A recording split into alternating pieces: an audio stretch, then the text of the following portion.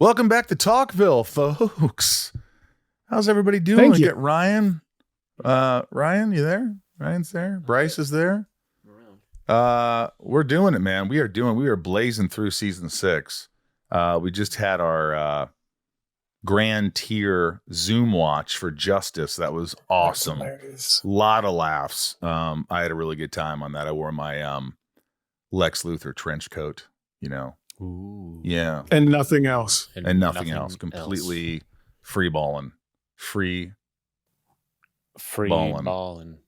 He's a bad man living in the castle. He's a bad man shaving his head. He's gonna move out of Smallville. But before that, he'll make sure everyone's dead. He's free balling. Free Balden. If you're not a patron, you might want to join. You help this podcast immensely. You keep it on the air, and you're making the show better. So patreon.com/talkville. Also, the talkvillepodcast.com has great merch. You need to get some. And the Inside of You online store has tons of great merch as well. Smallville pilots signed and Lexmas and Funko Pops and ship keys and all that stuff. And more importantly, on my Instagram at the Michael Rosenbaum, go to my link tree. Cameo. Tom's also on Cameo. And we're doing a lot of cons, man. We got a lot of cons coming up. We got Cleveland. Yeah, but I think it's coming up soon, so this probably won't be a part of this airing of this episode. No, it won't. So disregard what I said. So how was Cleveland, guys? Yeah, Cleveland was fun. fantastic, Bryce. If you didn't get a chance to call in our hotline, leave a question for this episode. Make sure you do it for future ones. All that info and more is down in the show's description. Reminder for everyone here watching to support my podcast, Inside of You with Michael Rosenbaum. Some great guests coming up. So please subscribe and listen and help a brother out. Without further ado, let's get into season 6, episode 13. This is Crimson. Like the Tide? Crimson Tide. Or just like Harvard's mascot, whatever that is. It aired February 1st, 2007. Director Glenn Winter, writers Kelly Sodders and Brian Peterson. Aaron Ashmore, Simon Bailey were the guest stars. And the synopsis is relationships get pushed to their breaking points as 3 different love triangles get infiltrated by a red K bender during Valentine's Day. Oh, no. Oh, Valentine's Day. Well, love is in the air, and as Smallville celebrates Valentine's Day at the Talon, of course, Clark explores one of his many love triangles by unknowingly chaperoning Chloe to the party. And after Clark laments about the corporate holiday money grab, we see Jimmy playing matchmaker and pairing up Lois and Clark, to which she relates hot fudge and halibut. Mm-hmm. That's pretty disgusting if you think about it. I mean, don't knock it till you try it. Clark agrees and parts ways. As Lois is about to leave, she gets beckoned by a mysterious gypsy peddling essential oils for love. Lois takes her lipstick gift, and immediately after applying it, she locks eyes with Clark and is love struck. This, right away, I was just like, oh boy, here we go. Here we go. That's how I felt. Now, I know a lot of people love this episode, and I didn't hate this episode, but anytime it starts out with, kryptonite, Or the red K. and people aren't themselves and they don't remember anything. We know what we're in for.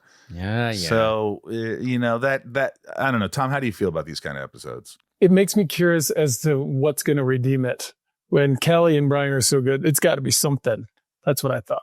I had to get a Gatorade. A red one, too. A red one. Red K. Red Gatorade. Some red G.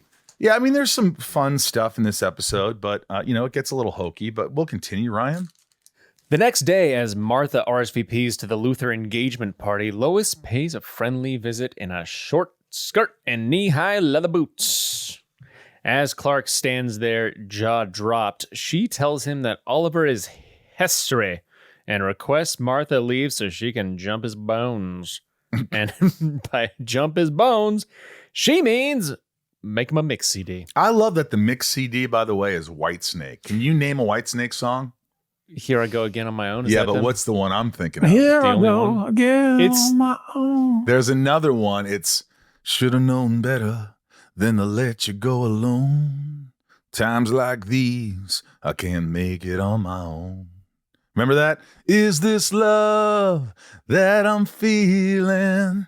Is this love? Remember that song, Tom? Yeah, that's the one where isn't the girl climbing all over the car? Yeah, it's like in one of those was her name? two. Catan? Kind of Catan? Settler of? I don't know. Well, man. I mean, how else to tell that this was written by dudes not in high school at the time? Yeah, It's that's the 2006. Yeah, I don't think Here's some listening. White Snake. Here's This some will White get Snake. you Yeah, revved up. Like, what? It should have been like, White Sugar what? Ray. Yeah. Or It something. would have been, what? It would have been like the Shins. It would have been Garden State again. The Garden State. Yeah. Over at the Talon, Lana visits Chloe with her tail between her legs, saying that she can't afford to lose another relationship with her new Luther fling. Chloe questions Lex's possessiveness, and then Lana presumptively asks her to be the maid of honor. Chloe asks if Clark is going, and Lana says she can extend an olive branch so long as Clark just admits that he has a secret. I just couldn't stop thinking, like, who else would Lana ask? She doesn't have any other friends. Yeah, that's kind of true. Maybe those vampire girls? No, those aren't her friends. You don't think she texts the vampire? Raj No, was like she that. killed them. Yeah, she killed them. Some of the sorority girls. Yeah. Is it good when someone doesn't have friends or bad when someone doesn't have friends? Huh. What's it like, Michael? Jeez, man. Back at the DP, Chloe walks in to roses and a card from Jimmy. Clark quickly arrives to shit on Valentine's more and then tells Chloe that Lois the Manhunter is acting very strange. Oh. Well, Chloe laughs off the situation until Lois walks in and shows off her sick new Lois and Clark tattoo, which is on her top of her breast, kind of, isn't it? A tattoo? A tattoo? A tata? That's a Tatooine. That's a Star Wars place. Lois drags Clark into a phone booth and finally is able to plant one on the big oaf. Immediately after they lock lips, Clark gets a familiar rush. It's Red K time. Oh boy, here we go with Red K. Oh, fun. I mean, it's. I like to see Tom on Red K, a couple times, but you know where it's going. You know where all this is going. But Yeah. I'll tell you, it gets a little darker than I thought it would. So kudos to that. It would. I think it could have been funny if, as the red K hit him, he looked at his outfit and was like, "What the?" Yeah, what just happened, man? What am I, a nerd? They make their way into an abandoned newsroom to take things to the next level, but Lois bumps the brakes when Clark Jesus H-ing Christ. Sorry about that one. When Clark lets one rip. That was loud, dude. That was a loud furt. A loud furt. That was so wet. That was Gordon Loudfurt. Go change your shorts. I think I can smell it through the internet. Lord. We got to spice up the show a little bit. I mean, he literally goes, they go back in the room so Clark can, and then you ripped it. Oh my Then God. I ripped it, yeah. All right, I'm going to start from there again. They make their way into an abandoned newsroom to take things to the next level, but Lois pumps the brakes when Clark lets the cat out of the bag and tells her that Oliver was the Green Arrow. I let the cat out of the bag, didn't There I? was a cat. Well, I mean, that cat might be still in your bag. You might want to check it. Clark starts to get self-conscious when Lois talks about the differences between a cool superhero like Oliver and the dorky tractor-riding farm boy like Clark. What a dork. Lana heads back to Luthor Mansion and is greeted by Mr. Dad himself, Lex Luthor, as he surprises her with a brand new nursery. And By Lana, the way, I couldn't help but notice, how did she not see him? I mean, you and I know what that hallway looks like. There's nowhere, he didn't come out of a doorway. He's just standing there. I don't know. Lana's worried that other people will find out about her pregnancy, and when Lex gets butthurt about it, she claims that she doesn't want people thinking they're getting married just because he got knocked up. Well, she got knocked up. Well, she got knocked up, yeah. Later that night in Metropolis, Clark takes Lois to the roof of the Daily Planet, determined to prove his superiority to Oliver Queen. He grabs Lois and then leaps through the air onto the roof of her ex's penthouse. This was cool. Yeah. I didn't see it coming. I didn't see it coming, and it looked great. It was larger than life. How'd you feel about that, Bryce? Yeah, I thought it was fine. Thank you, Bryce. They make a bunch of sexual innuendos as they head inside and plan to shag. This all gets interrupted when Clark learns that he wasn't invited to the Luthor engagement party. no. Hey, jealousy. That should have been on the mix CD. I mean, well, that would have been added a little too old too. Jimmy stops by the DP to check on Chloe before she goes to Luther Mansion. He first makes jokes about how he's Cupid setting up Lois and Clark, then flips things around to claim that Chloe is jealous of anyone getting in between she and Clark. Chloe agrees that she shouldn't bone out on her best friend's engagement party, so she asks Jimmy to do her dirty work and investigate the gypsy woman. The gypsy woman. In the gypsy. Jimmy heads to the shop of horrors and skeptically asks for something to counteract the aphrodisiac, to which the gypsy whips out some glowing kryptonite perfume, saying 60% of the time it works every time. Wow. That was my panther growl. Yeah, it was just weird. It's like, what is this? This gypsy's at the Valentine's party, and she's got this stuff, but why isn't she giving it to everybody? Why isn't there like a just more craziness going on in Smallville? She just gives you would think like everyone at that party would be. Yeah, they'd all be flipped out on freaking all. Oh no, it's a lipstick. Well, she was kind of off-putting as a person, so I can't imagine a lot of people visited her booth. Yeah, she's like, oh, someone's visiting me. I'll give them something that will screw their life up. She had that vibe. Yeah. Chloe heads to the Luther engagement dinner surrounded by unknown faces and very formal surroundings. Side note, it's funny to think that Lex hosted this dinner in his office rather than a dining room in the mansion. I don't know. It was convenient for the location scouts. Why wasn't my father there? Why wasn't Lionel there? I mean, they're not on great terms.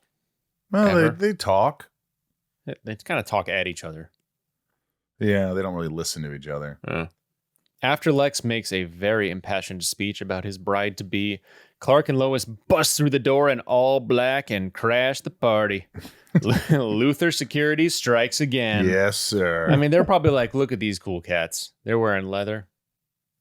They're probably cool. Yeah, they're cool. Yeah. Let's let them in. Hey, guys.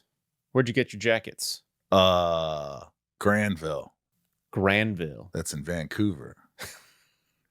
They were like, yeah, you guys come on in. Well, wait a minute. Isn't that Clark Kent? It looks like him, but wasn't he banned from the mansion? I don't know, but his personality is totally different. Yeah, but he's cool now. Let's let him in. And he's with this hot girl. Clark begins doing his best Don Rickles impersonation as starts roasting the room, calling out his mother for dining with the enemy, calling out Chloe's unrequited pining, talking about Lana's vindictive rebound, and to put the cherry on the top, Clark ends his deranged rant with a toast to baby Luther, shocking everyone at the party. Just uncalled for. This scene brought back a lot of bad memories. Why's that? A lot of bad. Because the way it was the first time that Clark really had to talk this much, or I had to talk this much. And I was saying mean things to people. And I remember the cast being very like, especially in that, she's like, do your thing, do your thing. I'm not offended, do your thing. And I remember we had to do this a lot of times. Like it wasn't an edit, you know what I mean? It was edited later, but like the way that Glenn set up the cameras is I did the whole scene like a lot. And he knew he was going to edit certain parts. And I remember messing up a lot. And one of the guest actors we had, I remember at one point I messed up and I just sort of looked over and I just saw him go like this. Like, were you embarrassed? Yes, I was totally embarrassed. And I just felt completely out of place the whole scene. I don't remember liking that scene. You know what's funny? That is why it's the magic of editing. No matter how bad you think you are, you can't get it when they put it together because you look great. Yeah, that's my favorite scene for sure. It wasn't easy getting there, but you know, I've had those moments. I did 14 takes for Wes Craven of this little monologue that he wrote for me at lunch, and I had to deliver it when I was and I was just really nervous, and it was Christina Ricci, and I remember them looking at me just like, dude, I could fucking do this easily. Why are you having so many problems without saying it? And I felt so bad. And I felt embarrassed. I felt like, why can't I? Why are my nerves getting the best of me? And nobody was comforting. They weren't really comforting. Wes was really great about it. But like, I'm like, guys, he just wrote this. I'm having a tough time. I just want to let you know I got this 15 minutes ago. Seriously. He's like, I'm going to write you a monologue at lunch. I have some ideas. I go, can I get that now? I haven't written it yet. Okay, well, good luck. The party dies as Lois eats her heart out. And Chloe and Martha put the pieces together on Clark's Red K tirade. Jimmy arrives to save the day and is able to spray Lois with the kryptonite cologne, thus ending her horned-up infatuation bender. Back in Smallville, we see Clark adding to his list of felonies by kidnapping a pregnant woman. No. Good one. Lana Lang back to his barn. Clark tells her she can't marry Lex because A, he will never make her happy, and B, she is obviously still in love with Clark. Then they begin to uncomfortably make out. Yeah. Lana breaks down, unable to give Clark another chance, while Clark stands there emotionless. Yeah, it was very uncomfortable. Mm-hmm. The whole thing was really uncomfortable to watch. Mm-hmm. So you're right. I mean, even jokingly, like he did kind of kidnap her. He did. And then he brings her there and he's a little bit, he's on Red K, so it's not him. But like, they're kissing and she's like, but part of her wanted to kiss him and part of her didn't. It was weird. And maybe they wanted it to be weird, but it was very uncomfortable. Were you uncomfortable, Tom? I don't remember doing the scene, but I'm sure it was. I meant watching it. Yeah, I mean, I didn't think about the felonies at the time, to be honest. But I know. Again, Red K Clark doesn't really care about consequences, so it was it was creepy. Lex arrives to save his bride, and Clark starts poking fun at the idea that Lex is jealous of everything Clark has ever had, Lana included. Clark tells Lana to admit that she doesn't love him repeatedly. But before he goes in further, Lex whips out a pistol. Clark begins choking Lex and is only stopped when Martha walks in, cool as can be, with kryptonite in her jacket, thus weakening Clark suspiciously at the same time that Lex jabs him with a tool. I like that. Martha walks in and she's like, I got this. That's enough. Cool. That will be enough, son. Hey, sun's getting real low there, buddy. The next day, back to his old self and boring wardrobe, Clark thanks his mother for saving his arse. While understanding that he was under the influence, Martha tells Clark that there was likely truth behind his roast from the night before. She becomes the umpteenth person in the series who tells Clark that he needs to be more honest and forthcoming. And she also tells her son to stop being a crazy stalker ex. Leave Lana alone for the love of God. Lois stops by, trading in her mini skirt for jeans, and questions what really happened while her and Clark went wild. They ponder whether they... wild stuff. They ponder whether or not they boinked. But Clark assures her... You don't remember? Clark assures her that the only white snake was in the mixed CD she made for him. Oh my God, again, Bryce. Strange choice. Wow. Bryce is really getting good at these little puns and play on words. He gets pretty... I mean, five and a half seasons in. Yeah, I'm going to give that one a solid 2.5 roses. The only white snake. Back at the DP, Chloe congratulates Jimmy on a job well done, but Jimmy's willing to do something that nobody else in this series is. Holding Clark accountable for all the crazy shit he's done in the episode so far. Chloe defends the kidnapping, and Jimmy can't get over the feeling that she would rather be with Clark. And that night in the Luthor mansion, Lana gets an impromptu check-in from the doctor after her violent kidnapping. Lex makes jabs at Lana for kissing Clark, to which he tries guilt-tripping him for pointing a gun at him. He then returns the guilt trip by saying if she ever left him, then he would go DEFCON 3. And when Lex leaves the room, he gets the real diagnosis from the doctor and learns that everything is on schedule.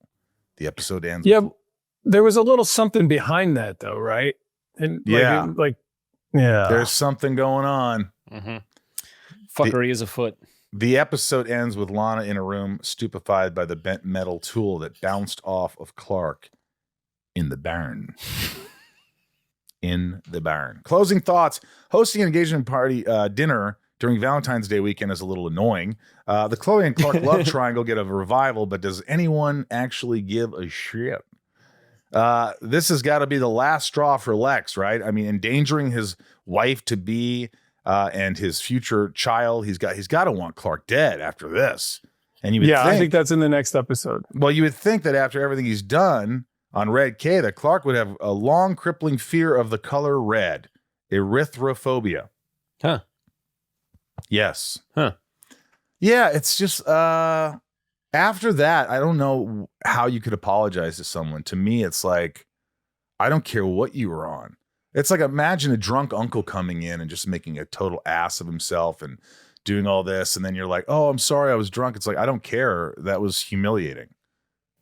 You're out of my life. Yeah. So I don't know how they're going to rebound from this. He was just really hopped up on a drug. I'm just really glad we didn't have to see all the scenes of all those people having those conversations. That's a lot of people to apologize for. I wasn't myself. Yeah. It's getting harder and harder to justify. Yeah. Interesting things of note. Lionel does not attend his son's engagement party, which we talked about. Mm-hmm. According to the Smallville official companion season 6 book, Annette O'Toole objected to Martha attending the party out of loyalty to Clark. However, the writers explained that Lana thought she intended to stay after dropping off the gift, so she did in order to not hurt Lana's feelings. Interesting. I didn't know that. Chloe gives Jimmy a bow tie for Valentine's Day, a nod to the character traditionally wearing one. I've had to think that. And the CW released a poster with the tagline, "The legendary love affair begins tonight," to promote the start of Lois and Clark's hidden romantic feelings for each other. Interesting. Good info. Good info, Bryce. Solid info. Thanks. Is that 2 roses on the info? Absolutely. 2.5 roses. That was some really pertinent information. Talkville is brought to you by AG1. I don't know how many times I have to explain how great AG1 is and how so many people use AG1. And so many patrons have told me at cons that, wow, it really helps. And they didn't realize how much it helped until they stopped taking it. And they immediately got back on it. Tom and I take it all the time. Instead of taking so many vitamins and minerals that I was taking in the morning and all these pills, I hate taking pills, Ryan. I just decided AG1, it has all these minerals and vitamins and probiotics and prebiotics for your gut. And it's just in a drink. All you do is put a glass of water in front of you. You take a scoop of AG1. You put it in the water. You stir it. You drink it. You're done. That's how easy it is. And I know we're trying to get into good habits this year, and it's still early. Why not make this your first habit with AG1? I think it's really important, and I certainly notice a difference with focus, with energy.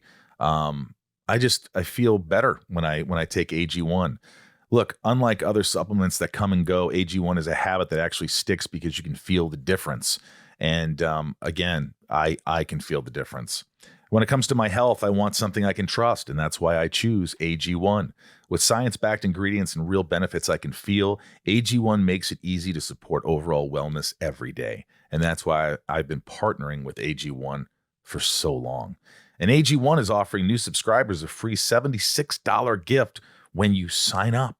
You'll get a welcome kit, a bottle of D3K2, and 5 free travel packs in your first box. So make sure to check out drinkag1.com/talkville to get this offer. That's drinkag1.com/talkville to start your new year on a healthier note. Talkville is brought to you by NHTSA. We all know about the speed of sound, but have you ever thought about the sounds of speeding? If you drive over the speed limit, there are a lot of sounds that you might hear. You can hear the sound of your vehicle crashing, the sound of first responders desperately trying to save you. You could even hear the sound of people crying at a funeral. Because if you drive over the speed limit, you could do damage that's beyond repair. One way or another, speeding catches up with you. Paid for by NHTSA. All right, we've got a special guest. Yes, you're the only Lois Lane I know, and the best. I love her inside out. We all do. And please welcome ERICA DURANCE. Hi, guys. How are you? Hi, Michael. How are you? I'm fair to horseshit. Thanks for asking. How are you doing? How you doing? Thanks for doing this. Hi, Tom. Hi. It's always a highlight for Ryan when you're on. Say hello to Ryan. I did. I said hi, Ryan, and we're going to have a private moment later because I love talking to Ryan. What did you just? Who doesn't? Let me guess. Last night you watched Crimson. Got a good voice. I tried to find it. I couldn't find it anywhere. Do you remember it? Somewhat. Vaguely. What do you remember? I watched remember? clips of it. Yeah, like I remember pieces of it. Like, what do you remember? Because you got the potion or whatever, you put the lipstick on, and then all of a sudden you're in love with Clark. So what I remember is, hey, they finally came up with the concept where Lois gets to be all over Clark, and then, oops, she didn't do it. She didn't really do it. Did you like it? I found it freeing to be so sexualized. She was very but she was still fun and flirty and playful and nervous. Like I saw a couple of the scenes and I was like, oh, she still kind of looks a little nervous. How cute is she? Well, there's two things that I watched, and maybe you remember this. The easy one is when Clark picks Lois up and they jump and you think they're flying and it's a big leap. And then that was kind of cool because I remember doing that in the wire work and just kind of being like, this is awkward, but let's figure it out. Yeah. The other one, there's a very great moment where Clark has gone around the table and insulted everybody and grabs Lana leaving. And Lois is like, hey, I'm your future. And Clark says, well, this is the moment, or this is the no, you say this is the present. This is the present. This is the you present. Walked off. And I thought that the way that you handled that on your character, I thought was seamless. And because it's a very tricky thing. Like I almost thought you might have punched Lana in the face or something, but that didn't like it as a human either. I was like, that's some rejection in front of a lot of folks, you know, It was weird even as ERICA. Like I know it was all like just acting and stuff like that, but like you prounce in and you're wearing this short skirt and I'm totally uncomfortable and these red lips, and it was just very bizarre for me. And then it was like, oh, like an ultimate fail. And like all the extras, there was like 60 people there. I was like, oh. I was trying not to wear that face. I'm so glad that they didn't write in where you like grab Lana and go, you bitch, or, made it all stupid. Yeah, I didn't have a whole lot of say over what happened at that point in the show, or pretty much any point in the show. But I was always really happy if they didn't make it too catty, Yeah. Like give her a level of dignity. Yeah. Or I tried to have some dignity at that point. I mean, I felt like, this is one of those episodes it's a bit cheesy and it's the right kryptonite and it's like, all this stuff. And it's like, okay, this is what it is. But you definitely committed, and you could tell you committed. Like you're in this, you're not second guessing yourself. You can't half-ass that stuff. You're wearing almost no clothes, pouncing around and making white snake tapes. Were you uncomfortable ever, or did they make you feel comfortable with what you were wearing and all that? That was fine. I think ERICA found a way to make her comfortable in the circumstances that were being asked of her. I mean, we've seen her in other episodes. I think ERICA's, one of her superpowers is going, all right, I'll make this work. Yeah. Yeah. Like, for example, they made me wear a short skirt and I was like, that's a lot of leg. So now I have to wear long boots because then I was pretending I had like pants on and stuff like that. So there's like stuff I did to trick myself, but also it just was kind of fun. So there's the moment where you kind of are worried about it, you overanalyze it, which I do all the time. And then you go, this is supposed to be fun. I'm not going to take myself so seriously. And I knew the fans were going to love it. And you worked with Glenn, and Glenn was your director, Glenn Winter, who we all love. So I'm sure he was a doll. Yeah, he was great. I was like, the lighting's going to be favorable. It's fine. Yeah, and it was. I mean, everybody looked great. That table scene where everybody's around, in my mind, is the hardest thing I've ever had to do because I hadn't had to do that on the show before. Walk around and insulting all these characters who are played by people that I like.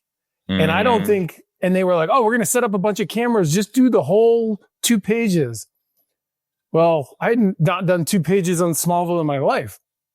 And they edited it together well. And I could see you all, like it was bubbling up inside of me. I could see you all knowing that I needed a little help.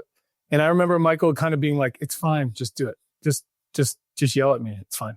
And like encouragement in the cast because I was so out of character. And because I hated looking at you guys and saying these mean things as me. I feel like whenever you have to talk to people that you're supposed to know, but you've never seen them as actors before, and they're all in the room and it's a big room and like you have this speech or you have this, at first it's a little bit like nerve wracking. It's like, I gotta, it's you're out of your comfort zone, but it's once you find that pocket and you let go and you just commit. Own it. It's such a beautiful feeling because then you just want to go after everybody in that room. And you are just like, I'm in charge here. And that's what I felt like you were, Tom, in that scene. So, well, I'm glad that's what it looked like because it's not what it felt like when I did it. I felt like I was pretending the whole time. No, I thought you did a great job. I really did. Your whole body shifted, the way you moved and everything. So whatever it was that you did to prepare, it became part of your whole physicality. That's not how you ever kind of walked with me before, even how you like grabbed my hand and marched in and all that kind of stuff. That's not experiences that I've had before. Hey, ERICA, how excited are you to go on the Smallville cruise? So excited. And I hate the water. I'm terrified of the water, but I don't care. I've never been on a cruise. Have you been on a cruise? I haven't either. Neither has Tom. I've never been on a cruise. Some people, I've been on boats. I've driven boats. I've helped people with their boats, but I've never been on a cruise. I mean, but like JP says, it's a hotel that keeps moving to new excursions. Yeah. It's great. It's like a different kind of culture that you're embracing, and people and stuff to do. And God forbid I get seasick and I'm just in my cabin the whole time. You don't get seasick on cruise ships. You take drugs for that. I mean, legal things, but you can take things that are. I don't know. I've never been on a cruise either. I have no idea. I'm equally terrified. I mean, it really is. To me, it was this sense of adventure, right? It's kind of represents many things that I think, that could be potentially terrifying. But then somebody goes like, "Do you want to go do this?" And I'm like, "Why don't I? Think it'd be great." I was telling JP we should set up a situation where there's like a sailboat that is in distress, and we have to navigate the cruise ship, and only the cast members can go save them. And he looked at me and he was like, "You're an idiot." While we're on there, I should shoot like a little movie, like just of us on the cruise and just like all the stuff. It's like a little horror movie. We have to. I think it'd be fun. I think we should do it. What would it be called? What would the episode be called? Ryan, what would it be called? If it was a Smallville episode on a boat. Cruise. Boatville? It's got to be one word. Or just we cruise. Already used a similar with Cruiseville, no? The Cruise. It would just be called The Cruise. The Cruise. For murder. Cruising for murder. Murder on the Nile. I was thinking of creating a like movie where we could have like faux fights and stuff like that and be like truth or lies. And all of the people's thoughts about whether we all get along or we don't. And we just take the piss out of everybody. It would be great. Be like a reality show. Yeah. No, what we're doing is in the movie when there's fans and people around, we're always like, "Hey, oh my gosh, yes, we should go get dinner after this. Oh my God, I love that episode." And then the second people are gone, they're like, they're gone. Fuck you, man. And then, just walk off and you're just like, get away from me. I thought we could, at least if we fight with each other, it'll make the fans less angry. Yeah, exactly. They'll be like, "I knew it. I knew they hated each other." We would need a good editor because we could all do that.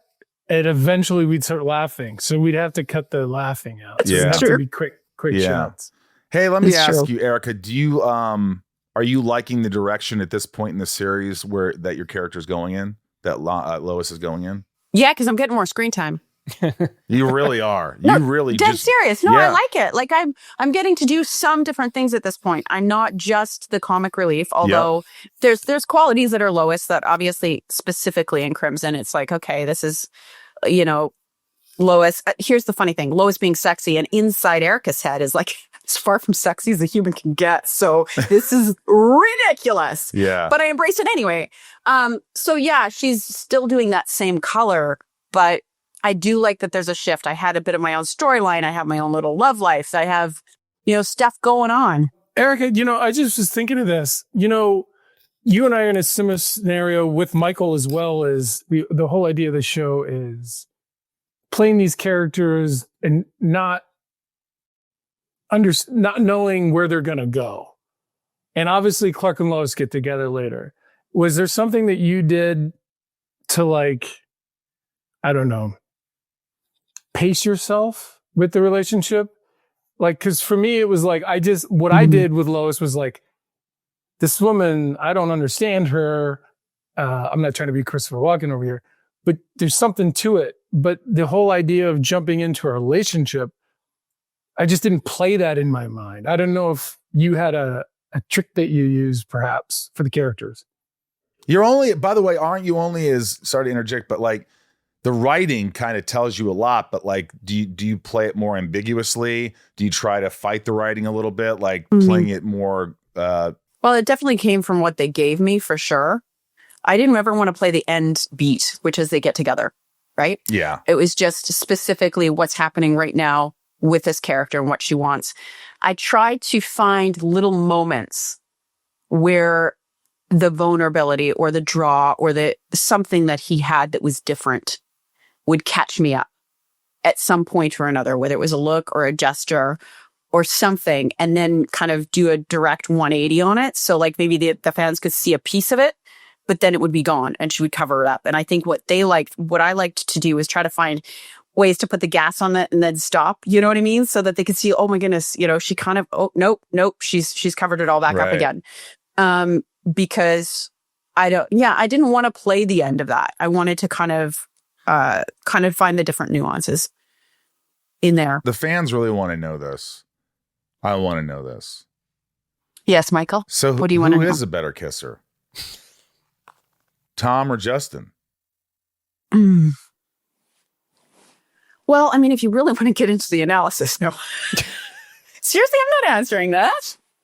But you know like the answer. It's a different language that you speak with different people. It is. In different scenarios, in different scenarios. True. Yeah. Thanks for the save. Yeah, it is. No, I mean, somebody asked me who's a better kisser, Kristen or Eric, and I was like, my answer was me. Well, you can't ask a guy that question because it's rude, but a woman, if she says it, it feels like it's okay. If she goes, well, I'd like... Okay, so this is what I am going to say that I feel like happens when you're working on a set with people, and you can pick that up. And I wouldn't compare Tom and Justin or in that kind of way. But what I would say is I have worked with other actors where you just know that they don't know how to dance in the same way. Something's happened. So, or no, they don't know your dance. Like maybe you're kissing them and it's off, right? And there's just something that's off. And it doesn't mean that you're really overly enjoying a kiss or not enjoying a kiss. It's that you're not getting the rhythm, and there is a rhythm. And I've felt it with some actors and some not at all. And I'm not meaning to be a jerk about it. I've done this in real life. I've done this on set, like where, you're in a scene and all of a sudden you start kissing and you could tell that's the way they've been kissing their whole life. And that's what they do. And you're like, whoa. Yeah. And you don't kiss like that. It's just more, they go after, like, oh, or something, and their mouths open. Their mouths These open. Are my 4 steps. It's just so what you have to do is be malleable and sort of like, okay, I'm gonna kind of go with them, but slow them down a little bit and kind of adjust. You have to adjust. How about this one where you're like, you try to catch whatever's happening with their face? That's fun too. No, but it's an awkward thing. No, but it is. That's why you have to have. So my little thing that I do is determine who in the micro moment is kissing who. And like when I was on Lucifer, Tom Ellis kissed me because we were trying to prove a point to a bunch of people around us. And it was really funny because he kissed me and I wasn't expecting it. And so then my reaction met his kiss. And then he asked for a take 2 and he asked for a take 2 and I said no. But because it was just sort of a joke kiss. But I think that who's kissing who, and 2 people coming to kiss each other. If someone's more like, I'm going to plant one on them, they're kind of in control. I want it, but I don't. But you would be more like, okay. But like if you're both going in for that, then it could be different. People think that it's kind of a cop-out, like it's like you're trying to not answer the question. So a lot of people ask that kind of stuff. But the truth of the matter is it's like breaking down any other scene. So as you guys had said, like you have to figure out who in this moment is choosing to do it and who isn't. Because that's hugely significant in their relationship. And why are they doing it? And what kind of, like if you're ending up doing love scenes, like what kind of love scene is this? What's happening? What are they emotionally trying to do? What I tried to do mostly is because I found everybody was incredibly kind and really respectful to the point that I knew it was up to me to give permission to have a relax on the set. So then usually I would like say something very like try to humorous or deflect it or whatever, like, okay. And I would be really direct about, are we doing A, B, C, D, or E? And then everybody felt like they could relax. Yeah. What's the choreography? Yeah. Yeah. I think it's like, hey, let's make this scene. It depends what you're doing, but if you're doing like an aggressive scene or like something like, you know, and you go, I would just say, hey, what do you want to do? What do you think will look good? What do you think we should, you know, what don't you want me to do? What do you want me to do? What can I do? Like, how do we make this comfortable? You know, because it's like you see in these movies sometimes and someone grabs her ass or grabs the sack or, you know, grabs the face and grabs the boobs. What kind of movie is that? Well, I mean, you see it. You see like. No, I'm joking. No, like a Basic Instinct or like some of these movies. I see them all the time. There was this other show that I watched and I saw that. And I was like, I wonder how they choreographed it. And it has to be like, hey, we're supposed to be naked. We're supposed to be in love. You can kiss my boobs. You could do this. Yeah. Ryan's dying over there. So this is what I'm going to say that's nice about my experience on Smallville. And now they have coordinators that really kind of interject because there's a lot of people that have discomfort in this. But I didn't feel like when I was on Smallville that there was discomfort. I think everybody, from my perspective, we came together, we talked about the thing that had to be done, and we worked it out like we would have a romance scene or a conflict scene or a fight sequence or whatever. The interesting thing for me to circle back and playing Crimson was to be so aggressive as Lois. Yeah. So that's what I got nervous about as first, because I'm not actually as aggressive, sorry everybody, as Lois. Not in those situations. It takes a lot for me to get that aggressive. You're definitely the opposite of Lois. But so that was tricky. So for Tom being mean or me being aggressive, both of those things were hard for us in this. Well, I remember you and I had little chats on the side about like, what are we doing and blah, blah, blah. And then like, whether it's this episode with Glenn, talking to Glenn, maybe not everybody needs to be here, guys, you know, kind of thing. Yeah. Cause I got really nervous. I don't remember what scene it was, but I got quite nervous. But then that's the other bonus of playing in the show Smallville, because one day you get Red K, one day you're like yourself, then you're possessed by a witch or whatever. So it really wasn't boring, and I found it incredibly challenging. Did they ever think of making you say the line like, wow, you're not Smallville?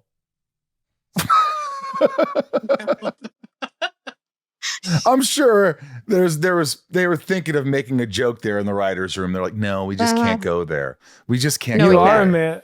You are a man of steel. You are a man of steel. Hey, Largeville, let's go to Smallville. ERICA, we love you. It's always great having you on. We expect you to come on more and more.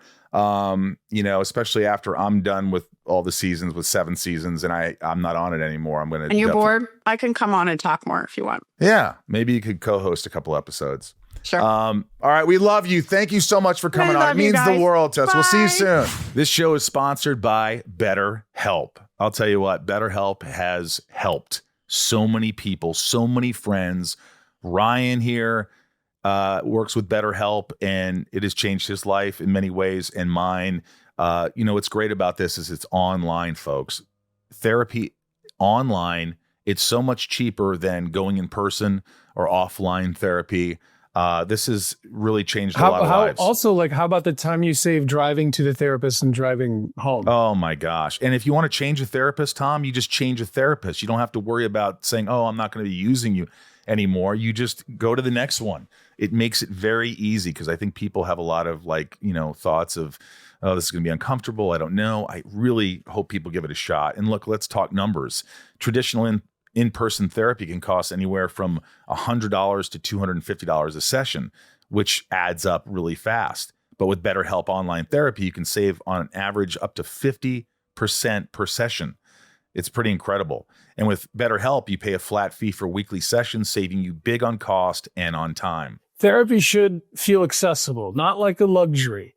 With online therapy, you get quality care at a price that makes sense and can help you with anything from anxiety to everyday stress. Your mental health is worth it, and now it's within reach. Therapy from BetterHelp is helpful for learning positive coping skills and how to set boundaries. It empowers you to be the best version of yourself. With over 30,000 therapists, BetterHelp is the world's largest online therapy platform, having served over 5 million people globally. It's convenient, too. You can join a session with a click of a button, helping you fit therapy into your busy life. Plus, switch therapist at any time. Your well-being is worth it. Visit BetterHelp BetterHelp.com/talkville to get 10% off your first month. That's BetterHelp, HELP.com/talkville. Here's the hotline. Hey guys, it's Michael P from Texas. In the episode Crimson, Jimmy and Chloe break up over Chloe's unwavering loyalty to Clark, but I'm curious if there's a little bit more to it than meets the eye. Do you think Chloe still has feelings for Clark, much like she did back in season 1 and 2? Let's hear it. You know what? There was a pause when she was asked by Jimmy. It wasn't like, no, you're crazy. It was like, no. I would have been like, you're gone. We're done. I mean, I think there's always a little something there. Yeah, I think there always will be something there. Here's Leanne P. Hey guys, it's Leanne P from Santa Barbara. Have a question about the episode Crimson. So, have any of y'all been so infatuated with someone that you went completely nutso and overboard like Lois did? Thanks, y'all. No. No. You know what? If someone's not into me or if I'm not feeling it, I've never been the guy to keep calling, to keep texting, never would show up at someone's house. That's like crazy stuff. If someone's not reciprocating, done. It may hurt my feelings, but I'm done. Yeah, you can't pull the creep card. No. What about mixed CDs? Have you guys received or given mixed CDs? Oh, I gave a girl a mixed CD that I was trying to get back, and I thought it worked, and then it didn't. But it wasn't mixed CD. It was our favorite. Must have been your song choices. No, she loved it because it was songs that reflected our relationship and that were a part of our relationship. She's like, I love your CD. She still has it. And she's married with kids. Can I keep the CD? Here's Kaylin. Did you ask for the CD back? No. Hey, it's Kaylin from Montana again. Well, kudos, I should say, to both of you for your acting performances. Choking seems to be the method of intimidation that's preferred on Smallville. I'm wondering how much pressure is actually applied, because a lot of times I'm seeing like veins popping and everything. So, Michael, were you actually being choked by Tom? Thank God, no, he would kill me. But, you just have to play. You put your hands on in a comfortable way. And so it looks like he's grabbing you, and then you do everything else. You let the actor do the choking, pretty much. Yeah. The other thing is like the actor who's doing the choking has to show tension, because if they don't, that's really bad. Just looks like a hand's there. Yeah. It could look really stupid. Here's Shannon. Hey guys, this is Shannon from Cleveland. So ERICA was on a panel once talking about filming this episode, and she said that right before Lois and Clark get into the phone booth, she tripped and fell. She said it's because she had high-heel boots on, and Tom takes bigger steps, and she was just trying to keep up, and she completely wiped out. Do you remember this, or any other time someone just completely tripped and fell on set? Do you remember that, Tom? I don't remember that, but I do remember early on, I've said this before, it's been years, but I remember Sam Jones rushing into the Wall of Weird room and stumbling, and just like, I'm standing next to Allison and he comes in and he's like, Clark, Chloe, and he just like disappeared behind a desk. Were you laughing? I do remember that. Oh yeah. Oh my God. I've bailed too. I was running in that episode X-Ray way back, and I was running down the street and I wiped the hell out. It hurt too. I was scraped up, bro. Dana. Hi, this is Dana B. from Montana. Clark has no problem showing Lois his abilities on Red K, but never Lana. Is there any relevance to that? Thanks. He did. He was on Red K with Lana. Remember when he took her to Metropolis? He rode a motorcycle and everything. Yeah. She's saying showing his super abilities while under the influence. Oh, yeah. He never did. If you can't control your Red K, if you can't control it, why wouldn't you be doing superhero stuff in front of Lex and everybody? Because it's not you and you don't remember it. So it baffles me that you wouldn't do all this other stuff, but it's controlled. Right, like in that dinner scene, he could have super speeded to every single person he was talking to. Yeah, he could have just, choked them out. Huh? I don't know. Good question. No answer. Nick. Hey, this is Nick from Los Angeles. I have to ask, the scene where Kristen is performing in the bar after Clark kind of kidnaps her, that performance, when I first saw it, absolutely floored me and continues to. Was curious, did you guys feel the same way? Any memories, Tom, when filming that scene with Kristen? Did you realize you were just seeing something really special after all the years of nonsense Clark puts her through? She really just expresses how she's given him every chance and just lays it out all on the floor. And I just thought it was incredible. Nick, love the podcast, guys. Really, thanks. Bye. I noticed that too. I mean, she was really fragile and just every emotion was coming out of her. It was just really hard to watch and like also really special to watch her performance. I felt that. Tom, I assume that you, when you're on the Red K and you're doing this, you're in your own world. You're not really paying attention to that stuff. Yeah, I mean, there's a trust that I think has been developed between, Kristen and I. I mean, she did all the heavy lifting in that scene. I was just the antagonist. But yeah, I think there's a little, I always remember the Red K thing just sort of being like, hey, like I said about the dinner scene, like, sorry. And the other actors just being like, no, man, do your thing. Like, it's not personal. We're working here. Hey, Michael and Tom, this is John from Yorktown, New York. My question for Michael. Michael, the scene when Clark crashes the party and kind of ruins everything, can you kind of walk me through what Lex is going through? I'm all about wearing the suspenders of disbelief, but I mean, Lex isn't calling his security. He's not trying to get him out. And then he takes Lana. Like, I don't know. Help me out with what Lex is thinking during the scene. Thanks. The only thing I can think of is, as this is happening, Lex should be running after them and doing whatever he can. But maybe in his mind, he's thinking, I'm going to kill him. I'm actually going to have someone kill him. Or I'm going to kill him myself. So I'm going to follow him back. I'm going to take my beat and I'm going to kill this guy. I'm losing it here. So, and you know where they're going. And I know where they're going. Lex knows so maybe that's what he's like, okay, I'm going to follow you and kill you. So here it goes. Justina and Rochelle. Justina, Rochelle. How are you? Hey, Michael, Tom, and Ryan. My name is Georgina and Rochelle. We're from Australia. Our question is for episode 13, Crimson. There is so much foreshadowing in the episode. How do you feel about this? We love the podcast. See you. Thank you. Bye. So much foreshadowing. What foreshadowing? Maybe it's the Lana. I mean, maybe it's the Lois. Maybe it's the Lois and Clark. Oh, yeah. Maybe it's that. Maybe it's your relationship actually coming out eventually. I don't know. I didn't really think about foreshadowing so much. Is Lana going to try to stab Clark with that thing? No, I think there's other foreshadowing for sure. Just oh yeah. I have no idea. Bryce has got a train going on. It's Where are you? Train Chicago. All right, Rosenbaum rating. Rosenbaum rating. Ryan, Bryce, what are you going to give it? Rosenbaum a 1. rating. Ryan, that was a 1 rose. Go with your gut. Heater. A heater for Ryan. Tom. Heater. 1.5. What? Yeah. 1.5. That's good. I think there were some moments in there that I think were interesting, but yeah. It was a little too hokey. I'm going to give it a heater only because it wasn't real. Everything we were seeing wasn't real. That's what I'm going to give it. I'm going to give it a heater.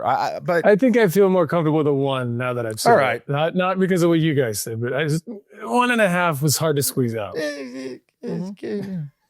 Death and save count. 0 dead, 1 saved. Martha saves Lex from Clark. And through 13 episodes, 19 dead, 26 saved. For the series, 196 dead, 216 saved. Ryan's favorito Seneto. Jace. All right, scene 1. Clark's super jump with Lois. Mm-hmm. Scene 2, Red K. Clark destroys the dinner party, gets real and roasts. And scene 3, Lex stabs Clark. I'm going to say super jump. I'm going to say super jump too. Yeah. Yeah, that was easy. That was the one. I was hoping you'd say something different. Breast pick 2, the dinner scene. Throw it away. All right. I don't think Ryan liked Clark saying all that bad stuff. Look, we're not always going to love them. We went awesome. from Justice. We love Justice. And now we got Crimson. And there's some good ones coming up, I believe, per Bryce. But that's it for the episode. Stick around next week as we break the law and talk about season 6, episode number 14, Trespass. Let's take the discussion online. Let us know your thoughts on the episode over on our socials, Talkville Podcast or at Talkville Pod. And please join Patreon and support us at patreon.com/Talkville. And if you want more information like merch from the show or a hotline number, you can find all that in the description. And remember, folks, right? You know what? Tom, why don't you say it? Remember, folks, always hold on to Smallville. And we cannot forget about our lovable patrons. The reason we do this show is because of you. Tom's not here, but Ryan's here today. I'll do some reading. Sometimes scheduling isn't easy, but we love you. And here's the shout outs.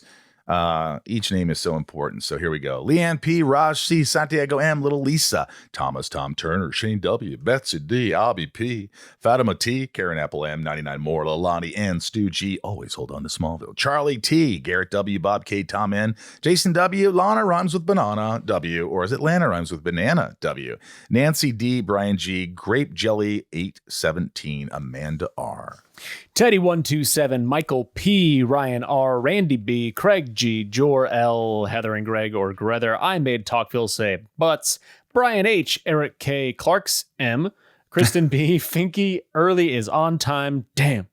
Who's that? Jeanette E, General Zod, Theodore, Jammin J, Doug R, Carlos C, Kim Limerick Guy, Corey L, Mr. Home Arcade, Claire M, D Brown, Karen Area M, Jules M, Eldon Supremo, Brian P, McBurts, Ginger Moose, Christoph S, I'm a Dr. Jim, not a superhero, Leah W, Amanda Lynn, Michael B, Sebastian F, Wolfie, Matthew and Lincoln B, Marion Louise L, C, Geo, Shannon Fofan, and Brian S, Tina E, Matt Maverick, Jen T, Randy S, Cassie B, Brad A, Felicia R.